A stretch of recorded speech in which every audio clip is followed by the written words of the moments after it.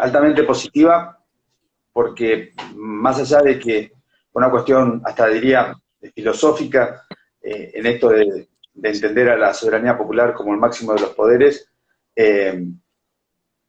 había un reclamo social, entendido en la ausencia de participación en la administración de justicia, y en ese contexto me parece sano que el gobierno provincial, allá por 2013, haya interpretado ese reclamo social de la mano de un movimiento que ya había arrancado unos cuantos años antes, alrededor de 10 o 15 años antes en Córdoba, y un par de años antes en la provincia de Chubut, con sanción de leyes que tenían que ver precisamente con este canal de pensamiento. Si bien en Chubut no se aplicó hasta no hace mucho, en Córdoba, con un sistema distinto al que aplicamos en la ciudad, en la provincia de Buenos Aires, en definitiva se hacía participar al pueblo de la administración de justicia.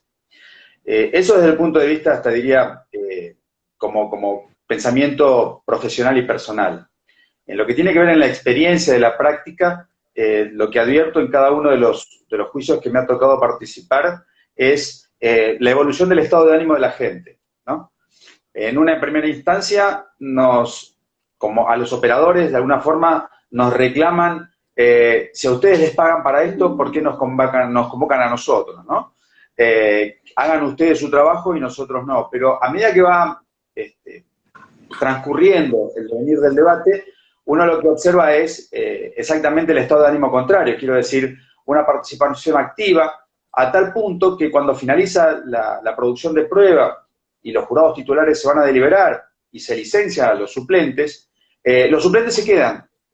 se quedan para ver qué es lo que resuelven sus pares y en definitiva participan de lo que es la lectura de veredicto. Quiero decir, desde mi óptica hay un creciente interés de parte de la ciudadanía en la participación de la Administración de Justicia y, sin ir más lejos, ahora el 16 de agosto tengo la responsabilidad de llevar adelante la acusación en un juicio por jurado, que si mal la información no la tengo, se va a realizar ahí en la Universidad de La Matanza. De acuerdo a lo que me transmiten los funcionarios que notifican a los candidatos a jurado, ese estado de ánimo confrontativo que había al inicio de aquellos primeros juicios que se los convocaba, hoy ya ese estado de ánimo es diferente. Quiero decir, hay mayor información de parte de la gente, interpreta la responsabilidad ciudadana que significa participar. De hecho, desde mi óptica, es un derecho de la ciudadanía a participar. Y vienen con mayor ímpetu, mayores ganas, y en definitiva, respondiendo en síntesis, la pregunta es, el saldo es altamente positivo y avisora un horizonte mucho más positivo todavía. Ahí decís que ahora en agosto va a haber un debate, porque anualmente antes de la pandemia siempre se hacía en UNLAM, en la Universidad de Matanza, un debate oral por juicio por jurado. Por regla general, esta siempre fue la idea del doctor Franco Fiumara en las cursadas anuales. Y va a estar interesante ahí de hacerse ese debate, que sería la calificación legal, ¿no? Para saberla, ¿qué delito sería? En este caso particular va a estar presidido por el doctor Gayol.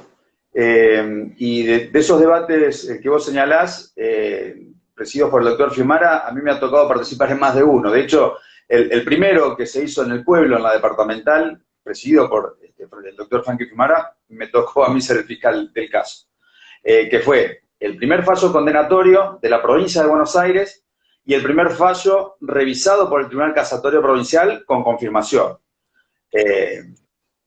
Dicho esto, respondiendo concretamente a la pregunta, versa sobre un hecho que popularmente se podría denominar de gatillo fácil, donde dos funcionarios policiales se les reprocha haber dado muerte a una persona que en principio no estaría haciendo nada ilícito ni sospechoso, y en abuso de funciones habría sesgado la vida de esta persona e intentado matar a un segundo sujeto. La calificación en ese caso sería homicidio calificado, por supuesto.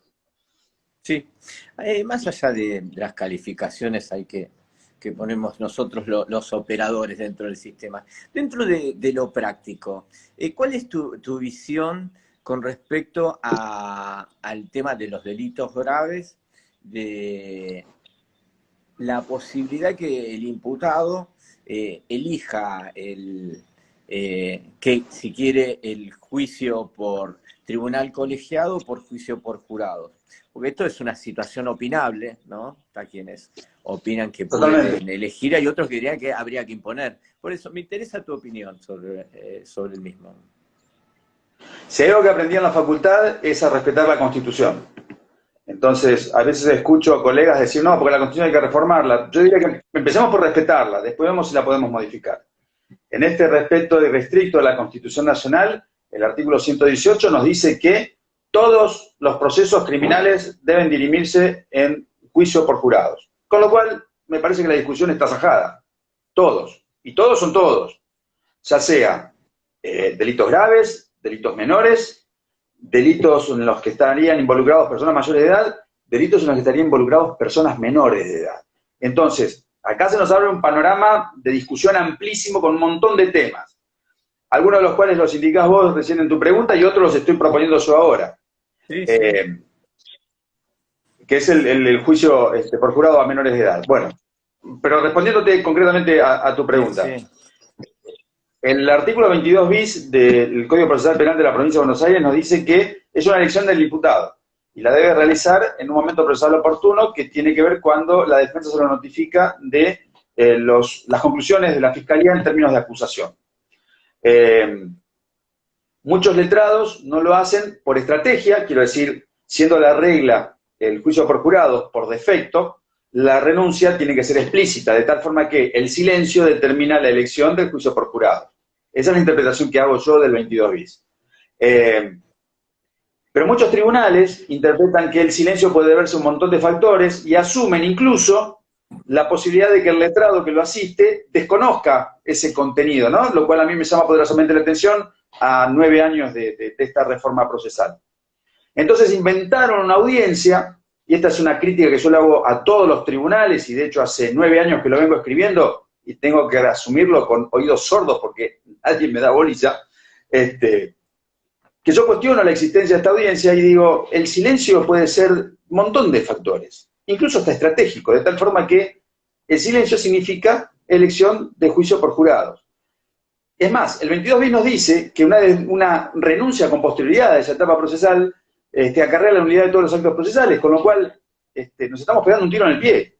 Estamos avanzando en el trámite de una causa, inclusive podemos desarrollar el juicio hasta con un veredicto de culpabilidad, si se quiere, pero eso significa que se ha sustraído al proceso de los jueces naturales, que es el pueblo de la provincia de Buenos Aires. Esa violación al debido proceso y al principio de juez natural es lo que, de alguna forma, ha sustentado esta queja mía de hace tantos años, pero vaya uno a saber, estos caprichos del destino, nunca tuve oportunidad de instrumentarlo en un recurso casatorio, porque de alguna forma los veredictos de culpabilidad acompañaban a los pedidos de la Fiscalía, hasta hace cosa de un mes atrás, donde tuve la oportunidad, no por un proceso de absolución, sino precisamente por haberlo condenado por un delito menor incluido,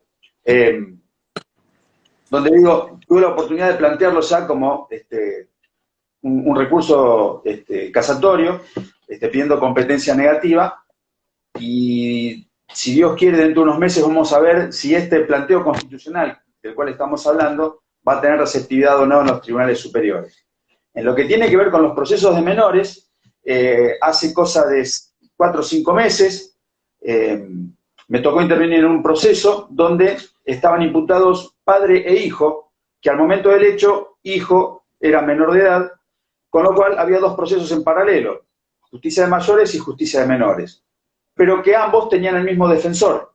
Entonces, el letrado defensor, en el proceso de menores, pide juicio por jurados y el juez del tribunal juvenil lo rechaza, y en paralelo también pide el juicio por jurados en el proceso de mayores.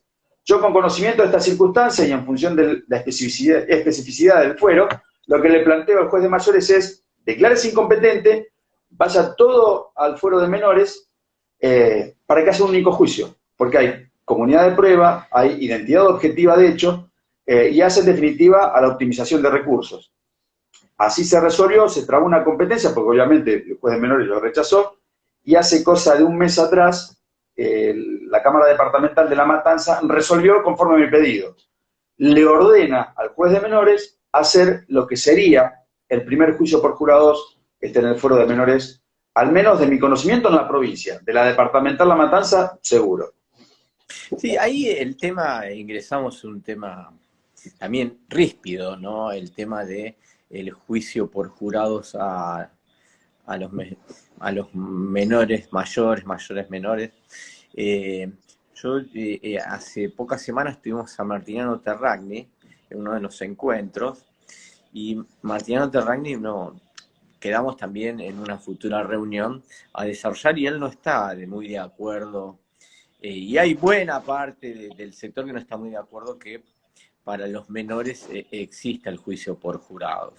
Dan sus explicaciones, uno un poco desde lo que interpreto y ellos manifiestan, es el tema que los menores tienen más posibilidades de salidas alternativas dentro de la resolución del conflicto penal.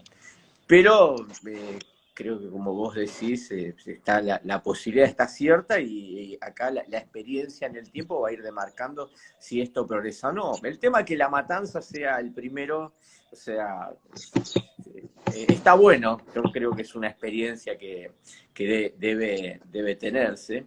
Y ahí aprovecho, y que no quería dejar de dar mi opinión, que yo coincido contigo en lo que sería en el tema del juicio por jurados, que si adoptamos un sistema americano, el sistema americano no te hace estas diferenciaciones para determinados delitos, determinadas situaciones. Si lo utilizamos para todos. Me parece que ahí la práctica es importante, el tema de desarrollarlo, y no solamente para determinados delitos o determinadas situaciones o hechos. Es controvertido esto porque hay camaristas, o sea, jueces también, que dicen que los mejores juicios son los de tribunal colegiado, y tienen sus razones, sus motivos. Materia opinable, indudablemente, pero en la parte general coincido contigo en que si la Constitución y si la base, o sea, de donde tomamos este basamento, lo toma para todo tipo de situaciones, deberíamos adoptarlo con esa uniformidad, ¿no? Pero, bien, tenemos ahí nuestras reglamentaciones, nuestras disposiciones, y lo importante sí es que el juicio por jurado, seguramente lo que has leído, está implementado hoy en buena parte del país, ¿no? Dentro del sistema acusatorio.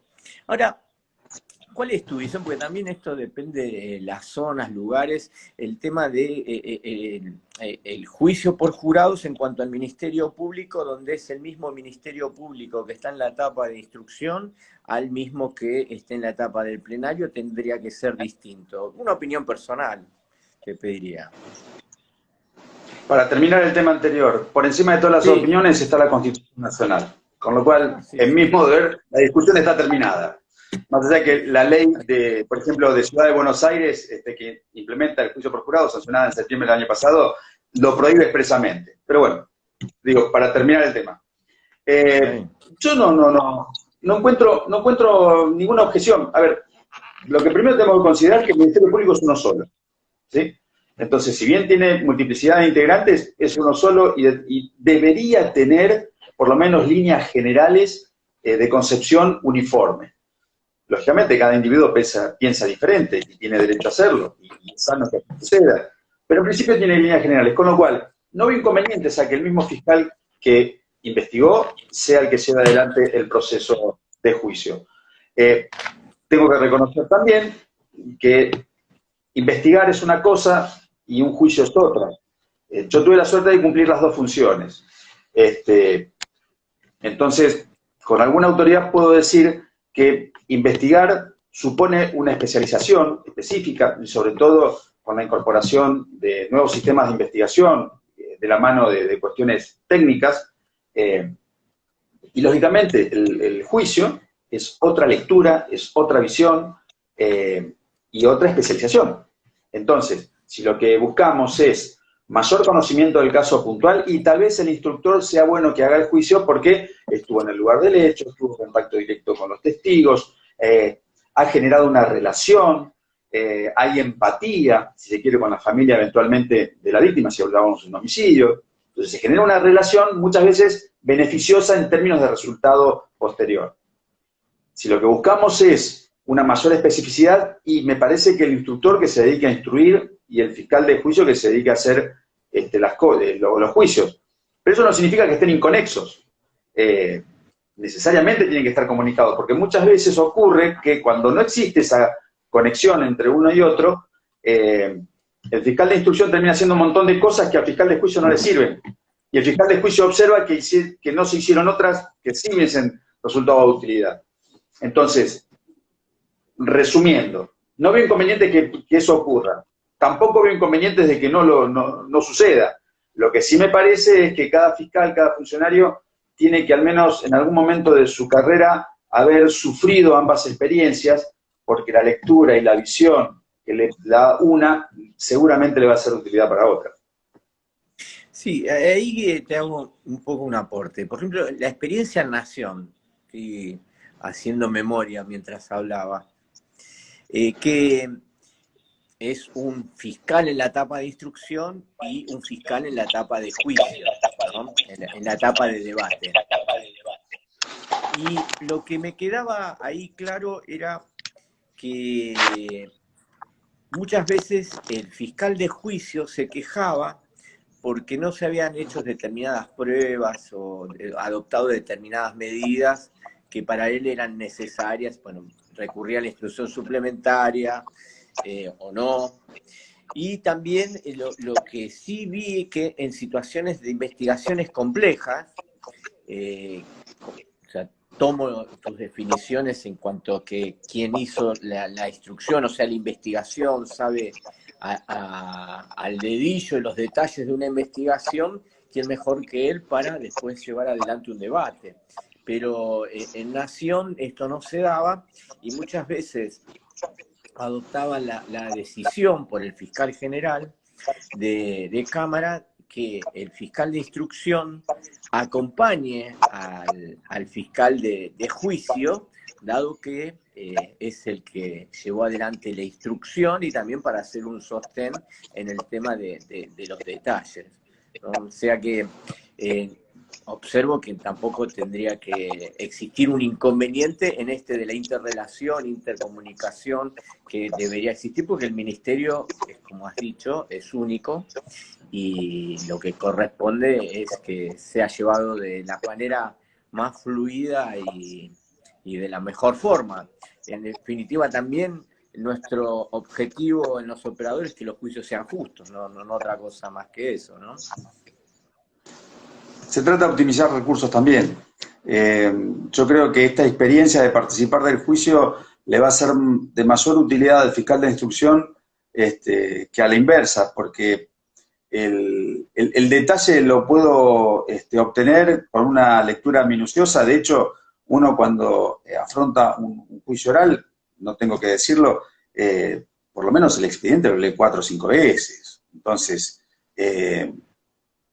de tal forma que cuando se susciten los distintos aspectos que involucran al juicio, uno no tenga que cotejar el expediente, sino que tenga que tener una reacción casi inmediata. Pero sí el fiscal de instrucción puede ver que muchas de las cosas que hizo con la mejor buena voluntad no son de utilidad, no sirven para nada. Entonces, y quizás con muchísimos menos elementos hubiésemos obtenido el mismo resultado. Entonces, me parece que más allá de que sea beneficioso para ambos, yo creo que apunta más en otro sentido. Y tengo que decir que en la departamental La Matanza, en ese sentido, la Fiscalía General ha sido receptiva de estas inquietudes, la cual yo he transmitido en varias oportunidades a la señora fiscal general, y los fiscales de instrucción han participado muchas veces. Lo que pasa es que, a ver, un fiscal de turno en Matanza está a las corridas permanentes. La Matanza tiene 2,5 millones de habitantes, no sé, ahora en el último censo lo arrojó. tiene un índice de conflictividad importante, de tal forma que no puede abandonar la oficina alegremente porque va a ir a un juicio a aprender. Entonces, tenemos que compatibilizar ambas situaciones. Ahí, en cuanto al tema de la votación en el juicio por jurados, ¿cuál es tu opinión de esta sentencia de la Corte de Estados Unidos en Ramos con Luciana, donde dice que los veredictos para ser de culpabilidad corresponden que sea por unanimidad? ¿Cuál es tu visión al respecto? Lo que dice en Ramos versus Luciana es que la unanimidad da mayor legitimidad a la decisión del jurado. ¿Sí? Lo que yo planteo es, perfecto, sí, seguramente. De hecho, en los delitos graves, en los delitos que tienen prevista en abstracto pena de prisión perpetua, la propia ley provincial reclama veredicto de unanimidad y la ley de Ciudad de Buenos Aires reclama unanimidad para todos los casos. Ahora, yo pregunto, juntémonos 12 personas al azar, salgamos a la esquina, ¿vamos a lograr unanimidad en cualquier tema de discusión? Yo creo que es muchísimo más difícil. No tengo dudas que la legitimidad está dada. Ahora, ¿cuál es el costo de llegar a esa unanimidad? ¿Sí?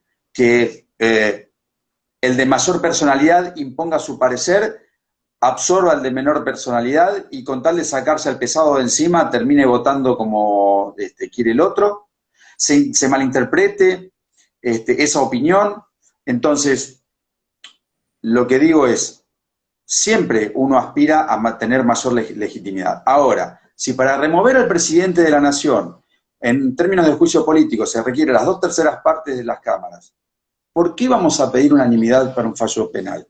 Si en definitiva, si hay algo grave, precisamente es remover a un presidente. Entonces, me parece que hay alguna cuota de razón constitucional para exigir la unanimidad, pero me parece que no es determinante como para decir que un fallo donde, por ejemplo, en la provincia de Buenos Aires, donde se requiere 10 votos sobre 12, se le deslegitime esa decisión.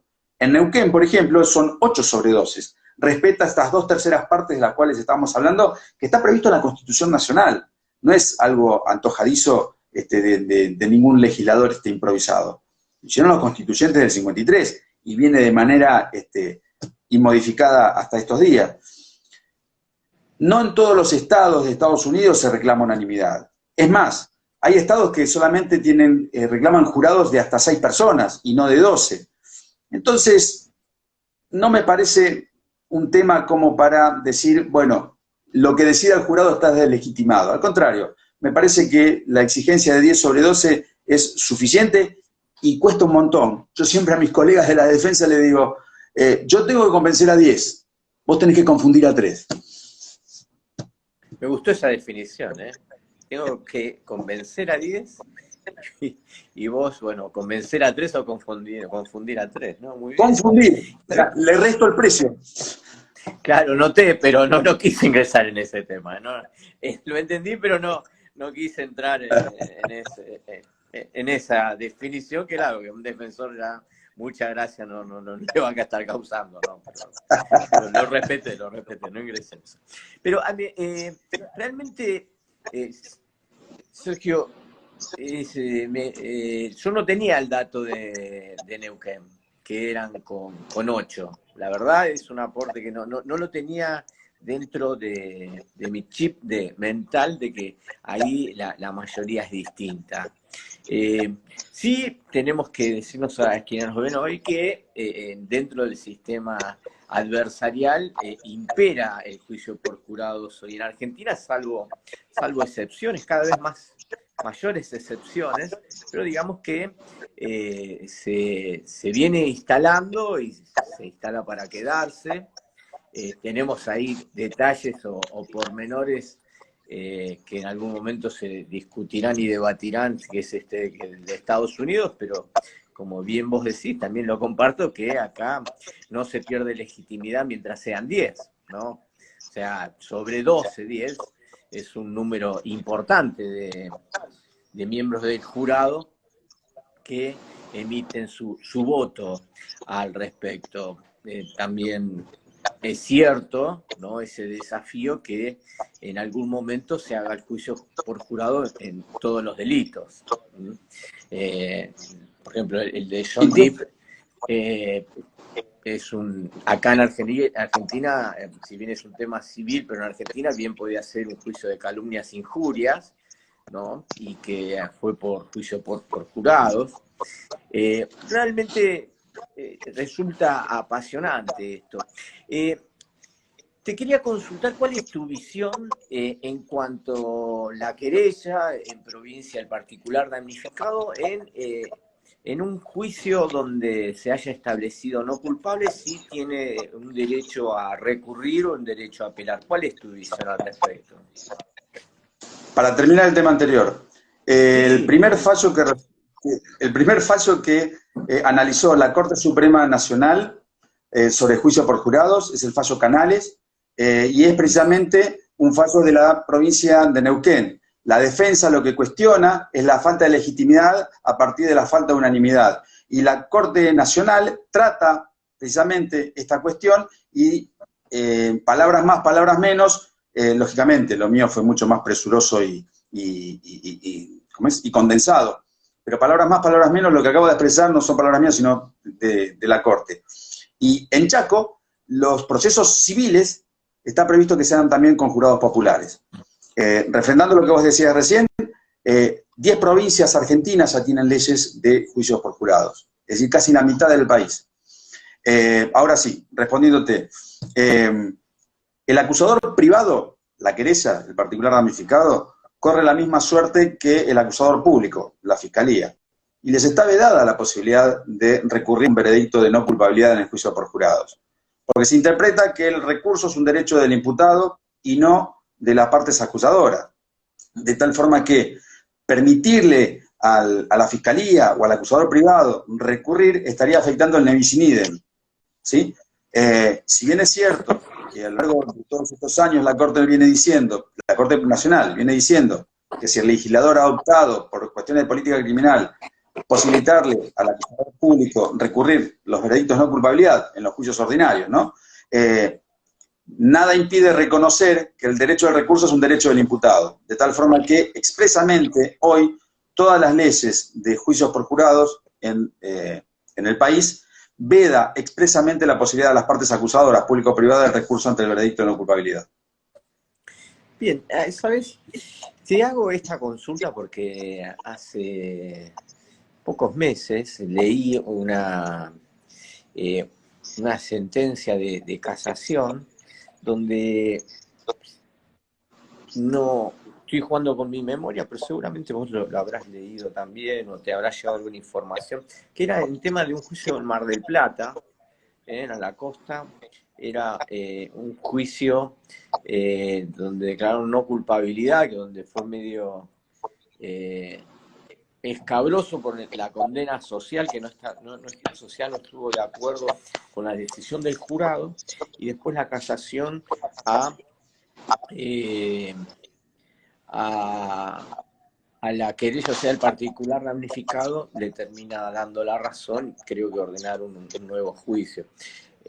Le quiero aclarar a quien nos esté escuchando, no esté viendo, que lo que ha dicho el doctor es lo que marca la ley. O sea, no hay ninguna duda de dónde. Porque uno de los basamentos también es que el imputado, quien esté en el banquillo de los acusados, no tiene que sufrir una doble persecución, y que por eso también, como ha dicho Sergio, el fiscal, tanto como el particular damnificado de la querella, ha tenido la oportunidad durante todo un proceso para ofrecer las pruebas y los elementos que lleven a una culpabilidad o responsabilidad penal del imputado. Pero esto es lo que hace pocos meses surgió. Creo que este tema lo llevó el doctor Gallegos, Juan Pablo Gallegos, pero que a mí en lo personal me llevó a hacerme ruido en mis planteos procesales, ¿no? Porque por un lado está lo que marca la norma, seguramente debe haber existido algo de arbitrariedad, no lo encontré o no me llegó la sentencia un poco para leerlo, o algún tipo de situación muy particular.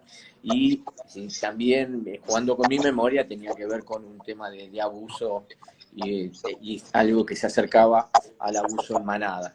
Pero son situaciones así excepcionales que se han presentado.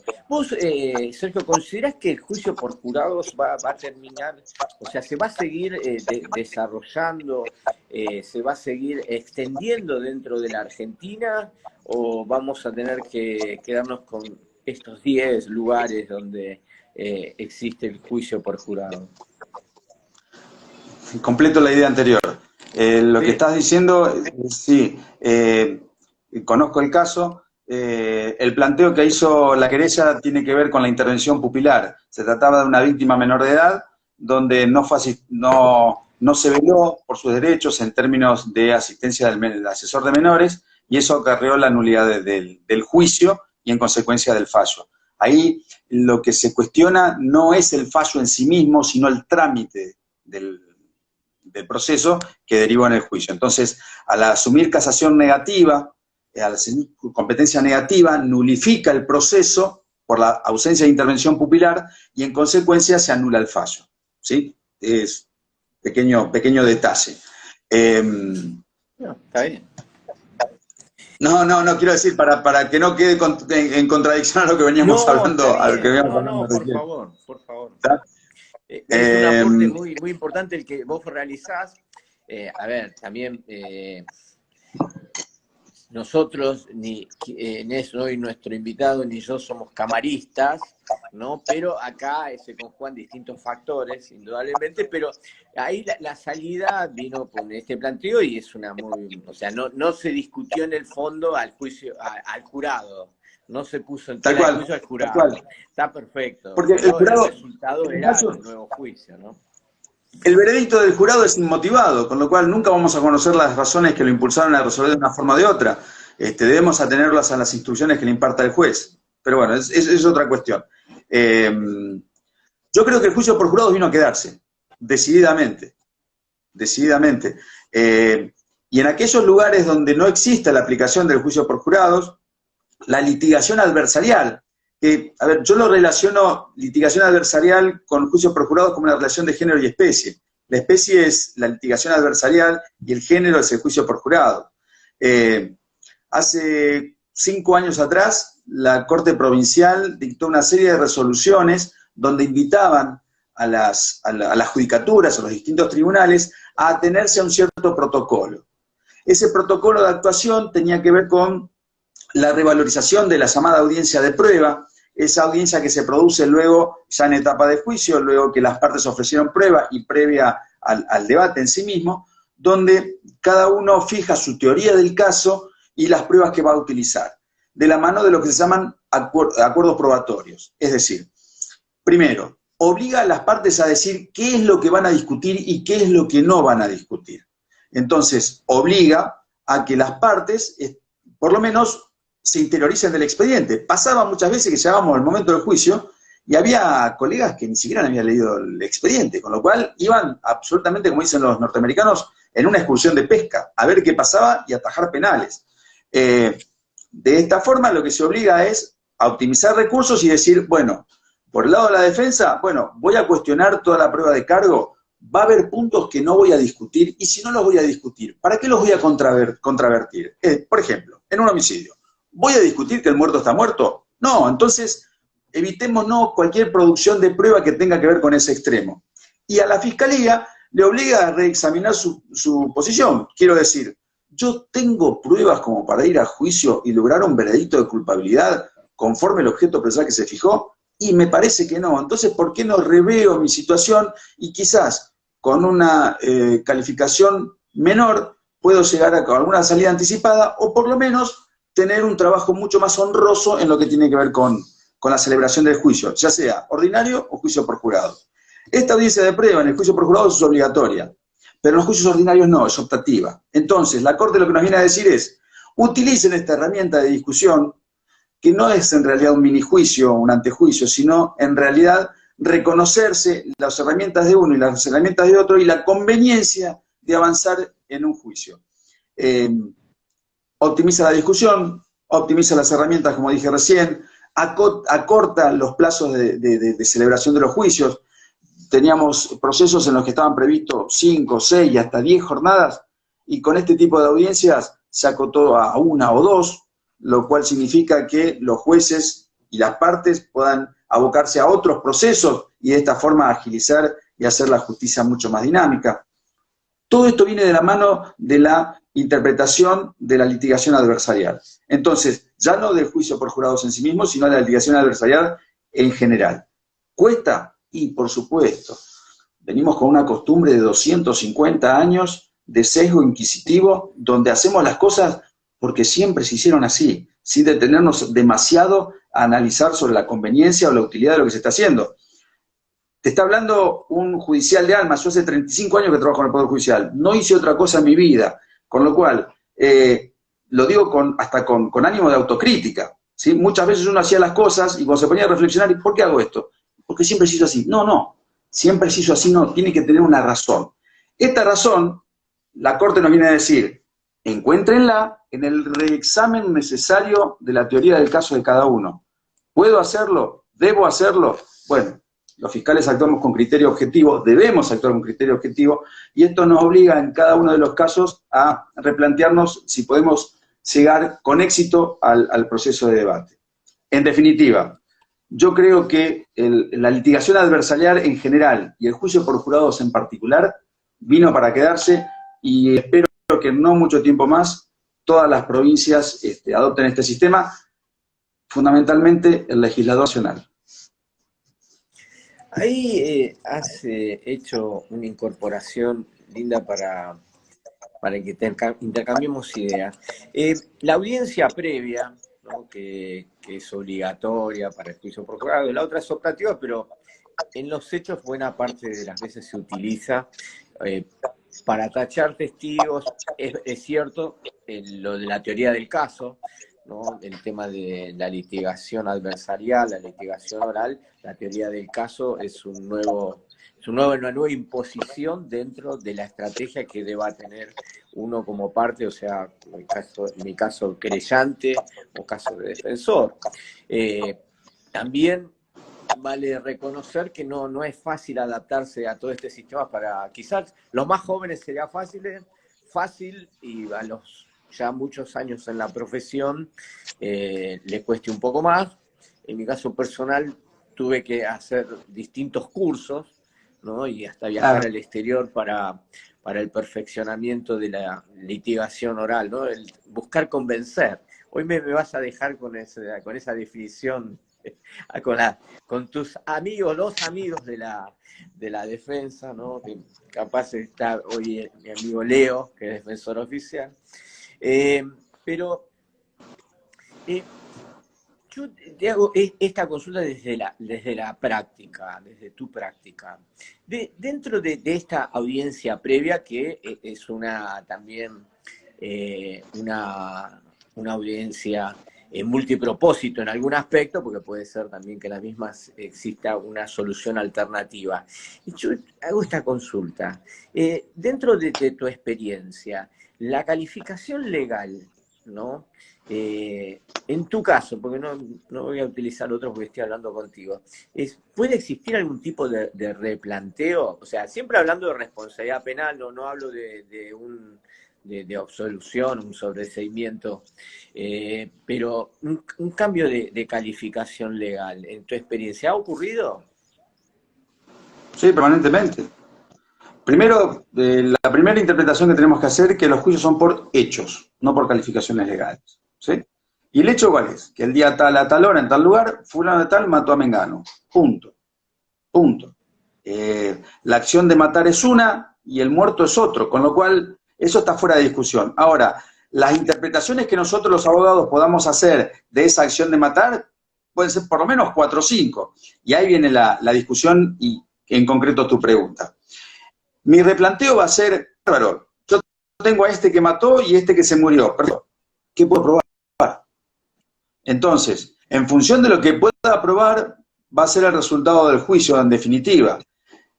¿Para qué llegar un proceso a juicio si en definitiva es inexorable la decisión a partir de la evaluación que uno hace en función de su experiencia, por supuesto, de la imposibilidad de probar lo que uno quisiera. A mí me encantaría tener todos mis juicios con perpetua, sería el campeón, sería el mejor, pero es imposible, ¿sí? Porque en algunos casos puedo lograrlo, pero en otros no. Y en esos que no puedo lograr, digo, bueno, reflexiono, ¿me conviene ir a juicio? ¿Debo ir a juicio? Muchas veces los fiscales tenemos el pedido de la familia de la víctima, donde lo que pretenden es ver con sus propios ojos la producción de prueba y tener su juicio. Es un derecho. La ley de víctimas nacional y luego la provincial así lo reconoce, con lo cual uno tiene que sopesar esa visión que tiene hacia futuro de la posibilidad de probar con las necesidades de los familiares de la víctima de tener su juicio. Perfecto. Pero acá me parece que como funcionarios tenemos que distinguir la necesidad de desarrollo del juicio con la necesidad de venganza. Entonces ahí ya entramos en una discusión un poco complicada que tiene que ver, me parece a mí, con hacer entender a los familiares que muchas veces apostar a todo es quedarse sin nada. Prefiero una declaración de certeza de parte del tribunal con alguna situación que uno efectivamente pueda probar y, en definitiva, dar la respuesta a la familia y a la ciudadanía que tal día, tal hora, fulano de tal, efectivamente mató a Mengano. Porque si no, en definitiva, lo que es una imputación. Y tanto es así, que en diciembre pasado, a mí me tocó intervenir en un proceso donde yo avisoraba que no iba a poder probar la hipótesis principal, que era un homicidio simple. Como hipótesis alternativa, mi colega en la etapa de instrucción había dicho, yo a estos dos sujetos, porque eran dos, los acuso por homicidio simple, pero alternativamente por exceso en la legítima defensa de un tercero. Entonces, lo primero que hice fue, a ver, si hay alguien que se defendió, no puede ser reprochado penalmente, con lo cual ya me parecía autocontradictorio. Entonces, ¿qué hice? Traje a toda la gente, a todos los testigos a mi despacho, antes de la audiencia de prueba. Y con mis propios ojos los sometí, los pude apreciar y los sometí a un interrogatorio tal como si fuera un debate, e interpreté que no iba a poder probar esa hipótesis principal. Entonces, esta audiencia de prueba, de la mano a la idea que vos volcás, esta idea de multipropósito, hago saber que más allá de haber sostenido por escrito una teoría del caso, en la reflexión que me merece, luego de haber entrevistado a toda la gente, voy a reperfilar mi pretensión y acusé a uno de los imputados por homicidio simple con exceso a una legítima defensa de un tercero, y a ese tercero desistí de la acción, en la audiencia de prueba. Y así se resolvió. La defensa, lógicamente, daba vuelta carneros para atrás, ¿no? Me abrazaba de manera telemática y aceptó mi propuesta de juicio abreviado y lógicamente, respecto del desistimiento, adhirió. Pero había querella, había particular damnificado, y el particular damnificado sostuvo la acusación. Y hace 15 días atrás se celebró el juicio con acusación privada, que creo que fue el primero en la matanza. Y el tribunal terminó absolviendo a esta persona a la cual yo en diciembre había desistido de la acción. Ah, claro, fue en solitario. Claro, claro. Fue titular de la acción en solitario. Ok. No me llevó, pido disculpas, que me he sonreído, que la defensa da vuelta carnera para atrás y me imaginé esa figura, ¿no? Muy bueno. Para graficarlo. Impagable la figura, distintos regalos. Pero muy bueno. Bueno, nunca me tocó vivir una situación así, pero muy bien, muy bien. Bueno, si la parte seria es, indudablemente, entiendo a la querella particular damnificado, tiene su teoría del caso y muchas veces la familia le pide que lo sostenga, ¿no? Pero el desistimiento ya del Ministerio Público, la titularidad de la acción también, que es un tema que suele dirimirse y discutirse y todavía se mantiene vigente, un poco más claro donde con las últimas leyes del derecho de la víctima, todo un poco más de autonomía, es entendible que haya llegado a un debate. Pero no es tan bueno, o sea, ¿qué ves? Ahí creo que ahí tiene que reflexionar también el particular damnificado de la querella, como bien has dicho, y esto lo comparto plenamente, que muchas veces importa, aunque la calificación no sea tan grave como lo pudo haber sido en un principio, sino lo que se busca es la justicia, una responsabilidad penal, una sentencia, y no pueda probarse con la gravedad que uno aspiraría, es que una condena exista y ese testimonio quede firme. Yo eso estoy plenamente convencido de eso. También entiendo a los abogados que no, capaz la defensa, digo, la familia de la víctima no haya estado de acuerdo y hayan tenido que continuar, pero creo que ahí los abogados deberán o deberemos trabajar más para convencer a la familia que muchas veces conviene una condena, no sé cuál era este caso, pero de 4, 5 años que un final de no culpabilidad. Realmente creo que eso debemos replantearnos dentro del sistema. Te quería hacer una consulta, se nos ha ido el tiempo volando, Sergio, pero seguramente llevará a otro encuentro en el segundo cuatrimestre antes de fin de año. Pero te quería hacer esta consulta, tu opinión, ¿no? Y antes quiero dejar también una definición que comparto con total claridad, tu resolución de las teorías del caso, que muchas veces corresponde a un replanteo, también siguiendo un sistema americano donde el Ministerio Público tiene una amplitud muchas veces de criterios que en Argentina el Ministerio Público hay veces que si viene requerido con un requerimiento de determinada calificación, tiende a no cambiarlo, aunque quizás la prueba termina diciendo, quizás que esto no lo pueda demostrar, digo, pero ¿para qué tenemos que llevar a un debate si sabemos que difícilmente podamos sostenerlo? Pero eso también, tu criterio de aperturista, es muy bienvenido dentro del sistema. Pero te quería hacer esta consulta. ¿Cuál es tu opinión al respecto sobre la acusación en calificaciones alternativas? Como ocurrió, por ejemplo, que está ahora en debate el caso Carrascosa en su oportunidad. ¿Cuál es tu visión al respecto? Te lo invierto. Te llevo al caso práctico. Bueno. Digo, porque yo puedo hablar un montón de cosas, puedo hablar exclusive de derecho constitucional, un montón de, como diría un antiguo ministro, un montón de zaraza, pero que no conduce a nada. Te lo llevo al caso concreto para que se razone. Y esto de litigar frente a jurados agilizó este sentido común que muchas veces los abogados perdemos en el afán de complejizar el idioma que no conduce a nada, ¿no? Supongamos que yo te quiero vender el auto, mi auto, ¿sí? Un negocio jurídico que gran cantidad de gente ha afrontado. Pero yo te digo, doctor, le ofrezco mi vehículo en inmejorables condiciones. Si tiene un golpe, no se nota. Pero si se nota, lo he reparado. ¿Vos qué decís? ¿Tiene golpe? ¿No tiene golpe? ¿Está bueno? ¿No está bueno? Bueno, esas son las acusaciones alternativas. Frente a un tribunal técnico, los jueces tienen la posibilidad de abstracción, de interpretar hacia dónde apunta el fiscal y decir, de la misma forma el planteo subsidiario que hace la defensa, ojo, va la misma crítica hacia el mismo lugar. Digo, el tribunal técnico tiene la posibilidad de abstracción y decir, claro, plantea esto, y en definitiva, para no quedarse con las manos vacías, plantea esto otro, entonces uno resuelve. Yo no conozco ningún juez técnico que no haya resuelto porque no se planteó una cuestión alternativa o planteo subsidiario de la defensa. Si corresponde en función de la prueba, se resuelve y se acabó, más allá de que se haya pedido o no se haya pedido.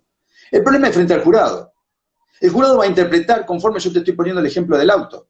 Te está diciendo, claro, este tipo me quiere vender un auto cuando en realidad está todo golpeado. Me está engañando. Entonces, los litigantes estamos perdiendo de vista un concepto que me parece trascendental en cualquier tipo de juicios, que es la credibilidad del litigante.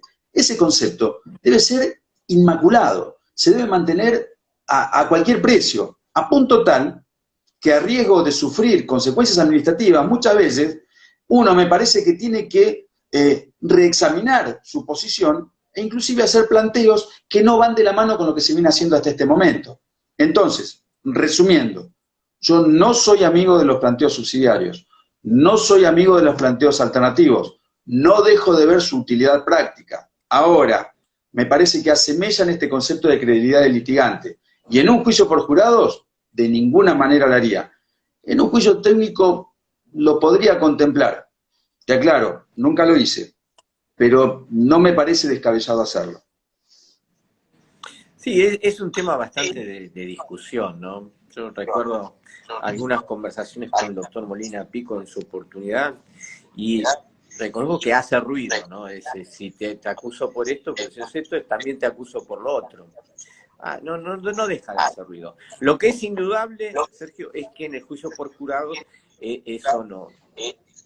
Perder la credibilidad, o sea, lo que tanto el fiscal, la defensa, dentro de su estrategia, su esquema, está convencer a un jurado y si dice esto, dice el otro, no termina convenciendo, o sea, pierde credibilidad desde las dos visiones, o sea, del lugar que se esté se pierde la credibilidad. Ahora, te hago esta consulta. En cuanto al tema de más allá que está por ley, en el tema de la mayoría necesaria para marcar una culpabilidad, ¿para vos es la correcta? Porque me lo has dejado con el tema de Neuquén, no me voy a quedar pensando. ¿O consideras que el de Neuquén se acerca más a lo que sería mejor para el sistema? Pero es una opinión... tanto el tuyo como el mío, pero es como un intercambio de opinión.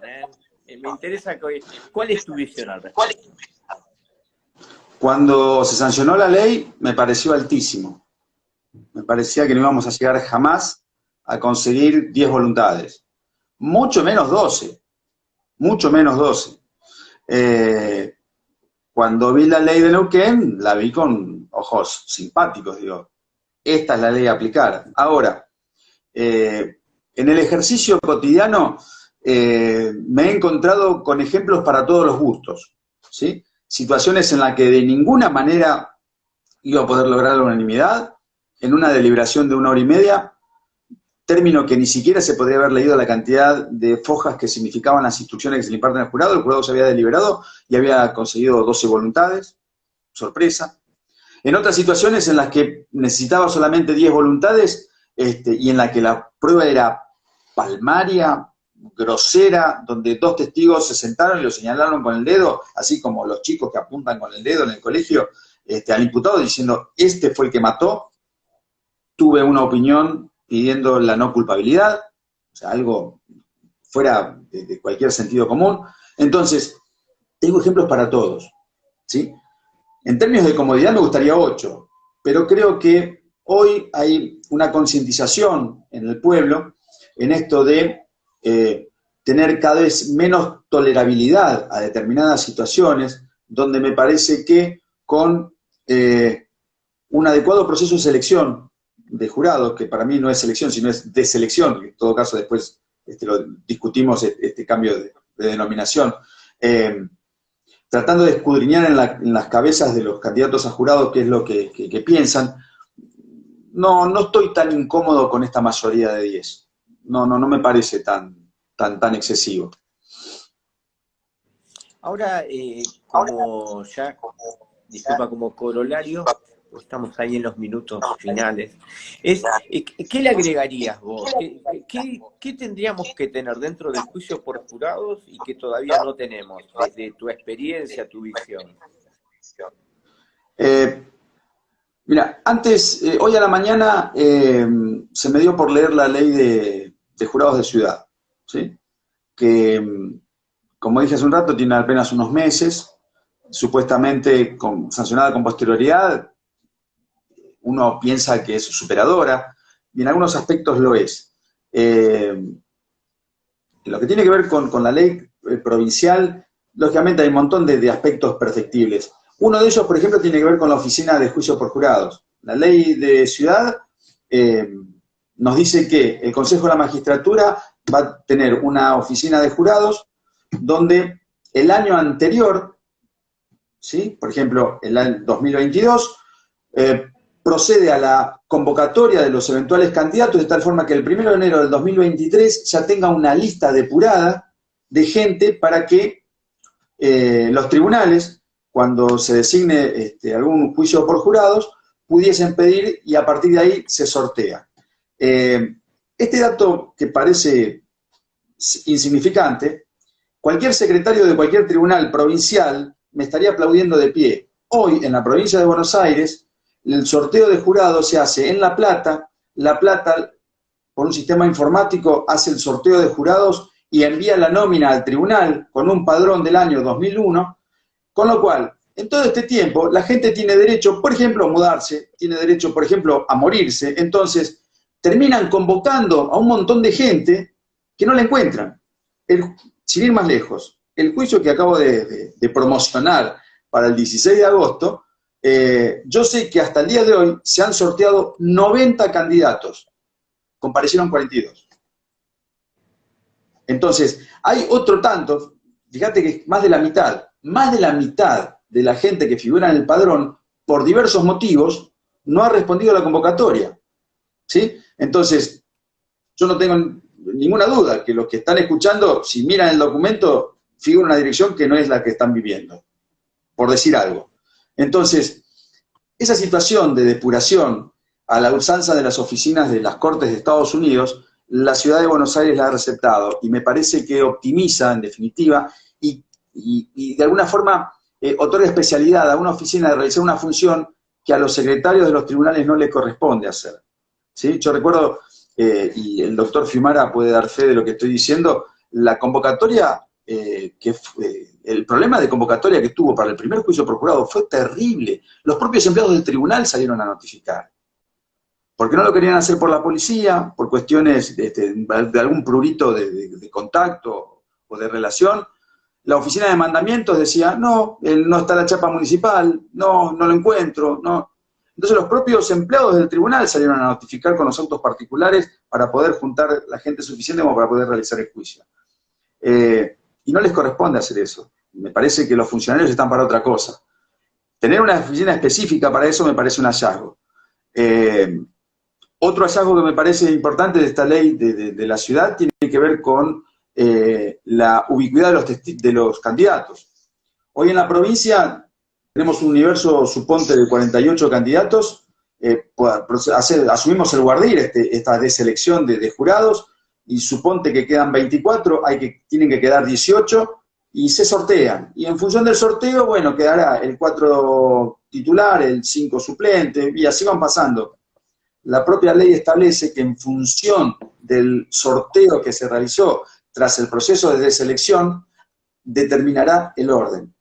Y van a ser 12 titulares y 2 suplentes como mínimo, cuando en provincia de Buenos Aires son 6 los suplentes. Y deja supeditada a la negociación de las partes y de la judicatura la necesidad eventual, ante juicios largos, de que se incorporen más suplentes. Entonces, flexibiliza una situación que, en un juicio provincial, si tenemos 5 suplentes, nos empezamos a mirar entre todos, che, no, esto no va a ser nulo, no, nos falta alguno, y si alguno se desconoce,